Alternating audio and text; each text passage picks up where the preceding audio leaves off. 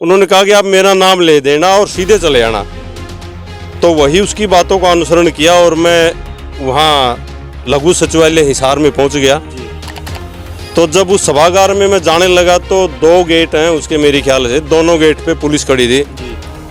उसने धक्के मार मार के पीछे चलो, कौन हो आप, लिस्ट में नाम है क्या आपका, पीछे वाले दरवाजे से आओ, अगले दरवाजे से आओ, साहब नहीं मिलेंगे। उनकी बातें सुन के श्रीमान जी मेरे को दरवाजे के अंदर जाने ही नहीं दिए। मान लिया हम चाय पीने चले जाते, इतनी देर में मंत्री जी आगे चले जाते हैं। पेशाब भी तो करना होता आदमी को, कुछ और भी काम होते हैं, इतनी देर में मंत्री जी चले जाते हैं। और फिर उलाना क्या आता है, आप मिले नहीं, हम तो यहीं बैठे थे। अब वहाँ से जब मीटिंग खत्म हुई है तो अब ये कह रहे हैं कि मंत्री जी रेस्ट हाउस में आएंगे हिसार। अब हम रेस्ट हाउस पहुँच गया, पाँव में दर्द है, बड़ी मुश्किल से यहाँ तक पहुँचे। यहाँ पहुँचने पे पता चला कि मंत्री जी तो अभी तक यहाँ आए नहीं हैं। अब ये कौन बताए कि मंत्री जी हैं कहाँ, कब आएंगे, कितनी देर में आएंगे। ये खुला दरबार जनता का ना लगा के ये प्रशासन का लगाएं, अधिकारियों का और कर्मचारियों का लगाएं। तो खुला दरबार तो इन अधिकारियों का लगाना चाहिए। इनको ये पूछना चाहिए कि आपके पास कितनी दरखास्तें आई हैं, कितने लोगों की दरखास्तें आई हैं। हमारे पास से 100 लोगों की दरखास्तें आई हैं, आपने कितनी निपटाई हैं, ये क्यों नहीं निपटाते आप। एक सज्जन है हमारे साथ, चेतराम भाटला जी, और विधानसभा हांसी से हैं और हिसार पहुँचे अपनी तकलीफ़, अपनी दिक्कत लेकर। इनसे बात करते हैं। जैसे कई लोग कहते हैं कि बहुत बढ़िया है, सरकार सही कर रही है कार्य, सारे काम हो रहे हैं, उस तरह के भी लोगों के अलग अलग बयान होते हैं। इनसे जानते हैं कि जैसे इनका किस तरह का है सरकार के प्रति। नमस्कार जी। नमस्कार आपको और सभी दर्शकों को मेरी ओर से नमस्कार। आप हिसार पहुँचे हैं, विधानसभा आपकी हांसी लगती है, लेकिन यहाँ पे मंत्री जी के दरवाजे खटखटाने पहुँचे हैं, किस कारण से? ये जितनी भी जनता है यहाँ आती है, अपने दुख तकलीफ लेके आती, किसी के पास आती है, किसी को दर्द होता है तब वो दवाई लगवाने के लिए किसी के पास जाता है। और हम भी ये उम्मीद लेके आए हैं कि अब की बार जो मंत्री चौधरी रणजीत सिंह चौटाला बिजली और जेल मंत्री जो बना गया है, ये हर एक 5 तारीख को यहाँ खुला दरबार लगाते हैं। और ये बड़ी अच्छी बात है, खुला दरबार लगाते हैं, समस्याएं सुनते भी हैं। मैं पिछले 2 महीने से लगातार आ रहा हूँ खुला दरबार में, और मंत्री जी ने ये बोला था कि आपकी जो समस्या है ये ग्रीवेंसीज में रखी जाएगी। तो उन्होंने मेरा कागज़ यहाँ रख लिया, मैं चला गया। ये बात है जी जून की, जून 2022 में जो इनका खुला दरबार लगा था। तो 2-4 दिन के बाद मेरे पास फ़ोन आता है कि आपकी ग्रीवेंसीज में नहीं लग सकती। तो उस बंदे से मैंने पूछा, श्रीमान जी आप कौन हो, मेरे को बताओ मेरी क्यों नहीं लग सकती। तो बोल दिया हमने नहीं लगेगी। तो अब जुलाई में जब खुला दरबार दोबारा लगा तो अब 5 तारीख को दोबारा फेरा हमें। तो कहने लगा मंत्री जी आपने ग्रीवेंसीज में लगने के लिए बोला था, लेकिन मेरी लगी नहीं ये एप्लीकेशन।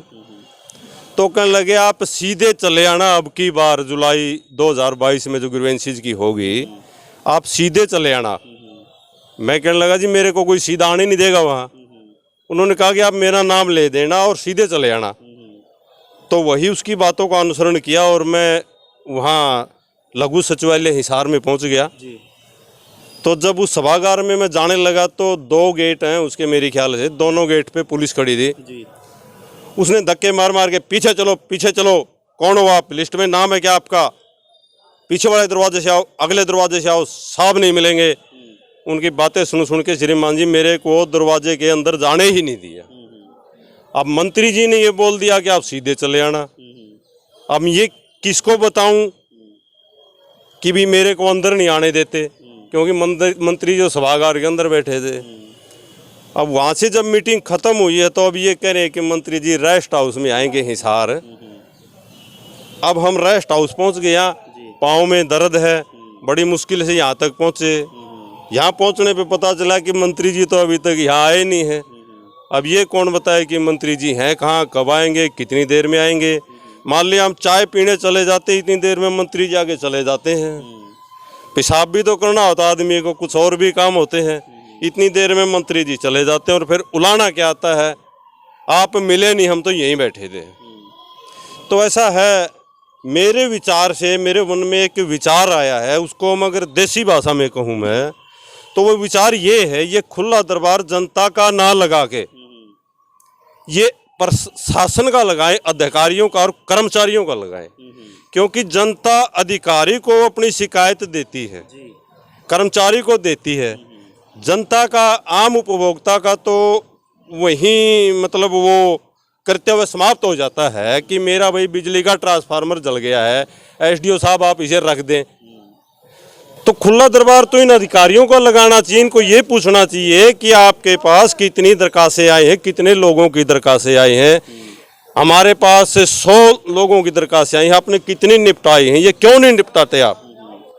अब जनता को खामखाई परेशान किया जा रहा है खुला दरबार लगा के। मेरी समझ से बात ये दूर है। तो अगर आपने बहुत सारी बातें अपनी बता दी, मुख्य अगर समस्या की बात करें, आप किस तरह की समस्या लेकर पहली बार आप मुलाकात आपने की थी बिजली मंत्री और जेल मंत्री रणजीत सिंह चौटाला जी से? मुख्य समस्या ये थी, आप लोगों ने भी सुना होगा और ये जो दर्शक मेरे को सुन रहे हैं इन्होंने भी सुना होगा, ये लगभग ग्रामीण समाज से लोग मेरे आसपास खड़े हैं। आपने एक शब्द सुना होगा कि भी कोई बुजुर्ग हो जाता है तो वो अपनी वसीयत लिख जाता है संपत्ति की। भी मेरे मरने के बाद इन नामित लोगों के नाम मेरी चल अचल संपत्ति होनी चाहिए। मेरे पिताजी ने भी ऐसा ही किया। मैं किसान परिवार से हूँ, बुजुर्ग हो चले 85 साल की उम्र होगी, तो वो कहने लगे भाई आप अपनी ज़मीन का अच्छे से बंटवारा करते रहना, मैं अभी वसीयत लिख देता हूँ आप लोगों की। सन 2000 में उन्होंने वसीयत लिख दी दोनों लड़कों के नाम।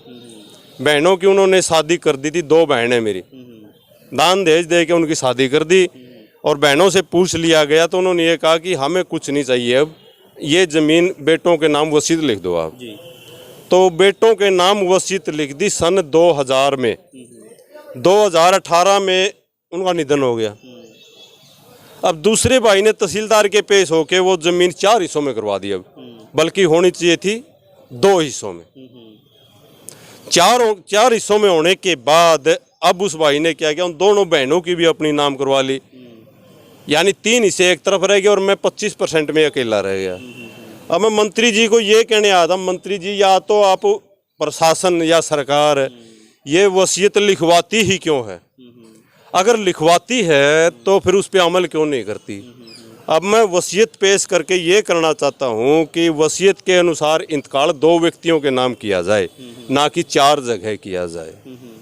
जब वसीयत करता की वसीयत इसीलिए की जाती है कि एक हमारे इसमें जो आपका पारिवारिक मैटर है उसमें आप ये चाह रहे हैं कि जो वसीयत लिखी गई थी उस हिसाब उसके अनुसार से इंतकाल हुआ और उस हिसाब से बंटवारा हो। तो उसकी सुनवा मतलब गुहार लगाने के लिए आप पहुंचे? उसकी गुहार लगाने के लिए मैं यहाँ पहुंचा था।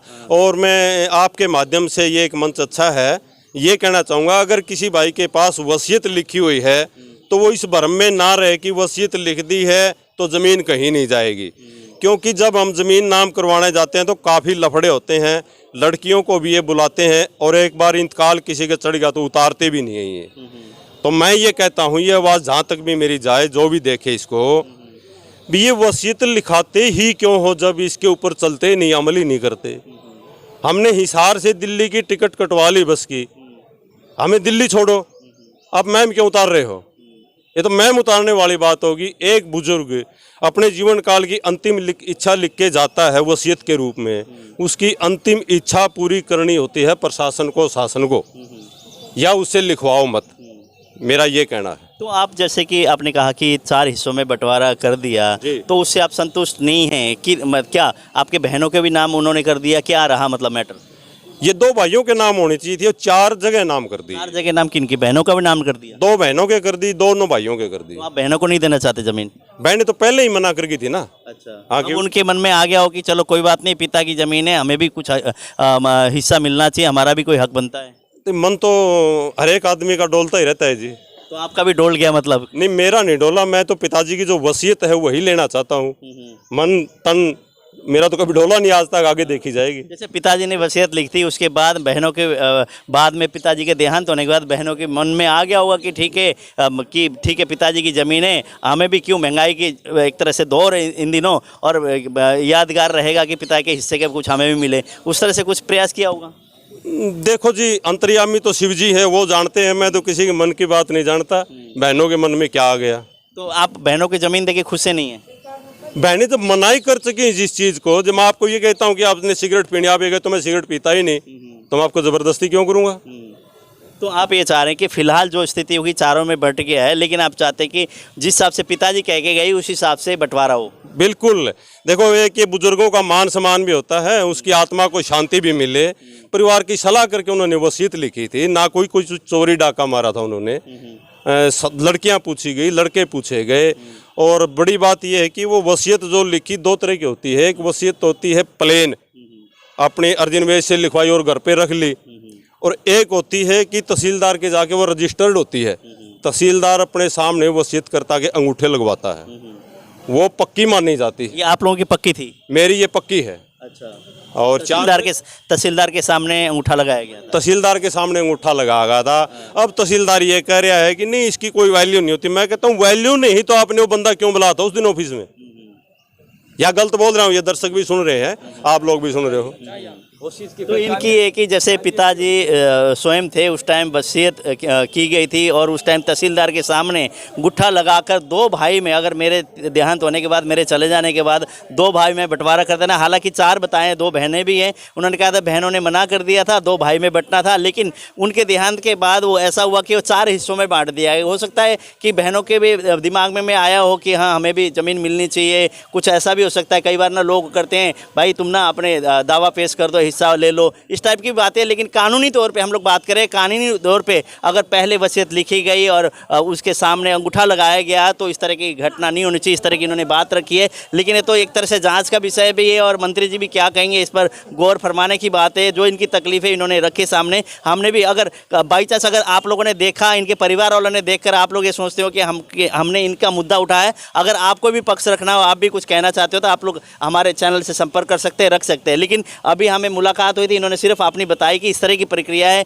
इसमें सामाजिक, एक तरह से सरकार की तरफ से जो गाइडलाइन होती है, दिशा निर्देश, उसका उल्लंघन करने की बात इन्होंने सामने उजागर इन्होंने किया। यही बात है ना? जी श्रीमान, यही बिल्कुल।